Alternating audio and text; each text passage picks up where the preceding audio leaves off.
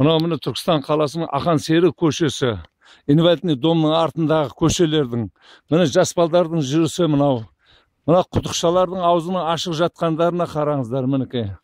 Сонда қаяққа қарап отыр бұл? Водоканалдікі ме, әлде басқа жақты ма?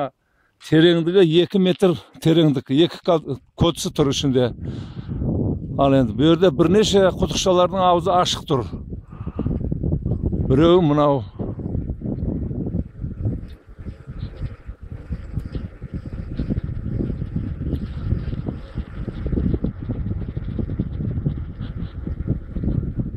Мынау екіншісі мінекей. Мінекей. Мұнда судың несі екен? Водоканалға тиісті бұл. Екеу.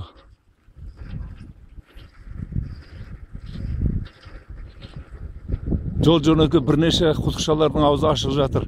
Бұл жас балдардың түсіп кетпеуіне кім кепілдік бере алады?